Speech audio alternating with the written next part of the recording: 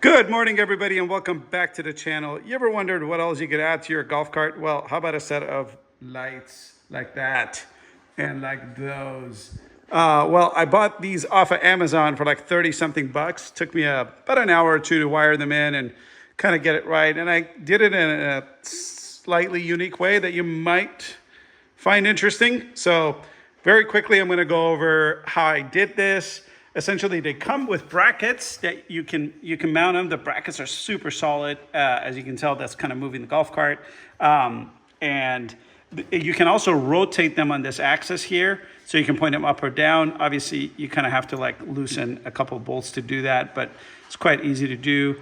In fact, I might just carry an Allen key around with me or whatever that is. Let's see. Yeah, a little wrench to do that with. But yeah, so I've got them wired in, and they come all wired already, and they even include the relay for 30 something bucks. It's a pretty decent deal, including the relay, and all wired. But the problem with the golf cart is, if you're gonna install it near the battery, like the main wiring harness, then you're gonna have to go that way. And then I went up that little pole right there and along the roof line to get to these. And you can kind of see it because I haven't hidden it yet here. Let's put it back here. And then one of the other things that I did was I bought a piece of like rubber trim that that has like a self-adhesive tape behind it. And I hid the wire behind that, zip tied it along there, went down to there. And this is the wiring harness right here. And it actually includes all of these different wires, and I'll show you what those are. But in my last video, I showed you how I installed this fuse box here. And I've obviously wired it into the fuse box. It's the first thing I've done here. Into this fuse box. The other thing that I did is I actually put a toggle switch for it down there. Now it comes with one toggle switch. I put in a second one for the top lights. So I separated them because I don't want them to both be on at the same time. I'll probably drive with the bottom one on, but if I get to a situation where I need a lot of light, like we're at the park, we're playing a game and there's no lights, I can always turn on all the lights. So that bottom toggle switch is for the top lights. So I'll show you a little bit about how that works. Here they are right there. So this is for, this is kind of the main toggle switch that turns everything on. And then this is to turn the top lights off or on. I kind of installed it backwards, so I'm gonna have to rotate that around at some point if I really care. But let's do this. Let's turn off the lights and show you what these do. To turn off my garage door opener light here. Hang on. Let's do this. Come on. There we go. This one's probably going to turn on as I approach it. All right. Okay, here we go. I'm going to turn on both. Actually, turn on just the bottom one. Here's the bottom one. You can see it's like pitch black and you got tons of light now. Okay, this is not, so if I were to add on the golf cart lights, the headlights, it almost doesn't even make a difference. I mean, it does, but not that much. So let's turn the golf cart back off. So now I'm going to turn on those top lights and you can see it just expands kind of the radius of how much light I'm getting.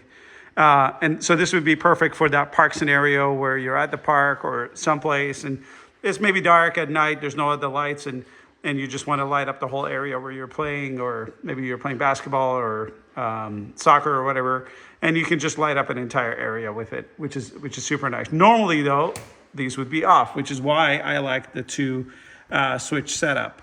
Normally it just comes with that one switch, but you can figure out how to wire in another toggle switch, I'm sure. I will post links to the lights, where I bought that toggle switch, the additional wiring I needed, which matches the original wiring for the lights. I believe it's a 16 gauge wire or an 18 gauge. I'll post it. And then some of the other fasteners and connectors and things like that that I needed, I'll link those as well. So let's turn it back on and give you an idea what it looks like head on. So that is how it now looks with everything turned on. I think it's a really cool look. I really like it. We live in an area where at nights there is hardly any light at all, and driving around at night is kind of sketch, especially with oncoming traffic if they don't notice you till the last minute. But with those two lights turned on, they'll notice it. And of course, once they're head on with me, I'll turn it off so that I'm not blinding them. But it's kind of it's a nice way to get yourself noticed if you're blending into your environment. This being a relatively dark cart at night, you know, that gives me a little bit of an advantage. Anyway, wiring was relatively easy. Like I said, that goes underneath and meets up with the harness. Those go over the top here, underneath that rubber molding, and then down the side here into there and right there. Link to my previous video where I showed you how I did all this, which is the voltage converter and the fuse box, and you know, also to all the different products that I've used here to do it. You can expect this job to take you about 2 hours to complete. It's really not that difficult if you have just very, very, very basic knowledge of how to do like low voltage wiring, which is quite easy to do. Not a whole lot of danger to it, honestly. You're not going to really electrocute yourself unless you touch both sides of the high voltage battery at the same time. You're going to get a lot of current going through you then. You're probably going to get yourself pretty hard. I would not suggest that. So the nice thing about this setup, this is the way I've set it up. You don't have to set it up this way. You can actually set it up a different way. I wanted it to be such that I could run the lights without the golf cart being on. That was my use case. Your use case may vary. Now, if your use case is that you don't want the lights to ever come on unless the switch is on, what you can do is you can take on the relay there's like a key wire, so you can take that and link it to your key essentially, so that the key has to be on in order for the golf cart to turn on. That's not a bad way to go. I just didn't want to use up all the battery on the golf cart just sitting still. Because when the golf cart's sitting still and it's turned on, it is using battery. But if I turn that off and I just use the lights, I can make the lights stay on for much, much longer, and then still have plenty of mileage to get back home from the park, which is only a couple miles away. Again, your use case may vary. Do what you feel is the right thing to do. I definitely do, if you do decide to do the top two lights and the bottom, I highly do recommend putting those on a different switch. Now, one of the things that you may want to consider, I had to do a little bit of rough calculation, and I decided that putting the switch directly in line with those lights was okay because it's not a very high amount of current that goes through. And that is actually a 10 amp, I think it can handle up to 10 amps, that switch. So it should be enough. And again, I'm not going to keep this on for very long usually, or maybe I will. But yeah, I tested it. It doesn't heat up at all or anything like that. So I decided I don't need an additional relay. If you guys disagree, let me know, because I'm happy to kind of revisit it. But I don't think it needs an additional relay with this 10 amp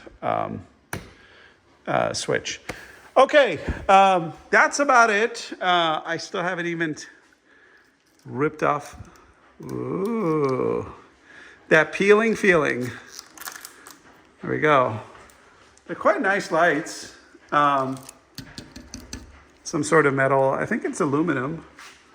They got a pretty nice finish. I mean, for 30 bucks, for gosh sake, you can't do a whole lot better than this. There they are. Yeah. Okay, if you have any questions, put them in the description. If you have suggestions on how to do things differently, or you've got other products that you really like, I'd like to hear about them. But most of all, I want to get your feedback. And click that subscribe button for more golf cart, motorcycle, and car videos. See you on the next one.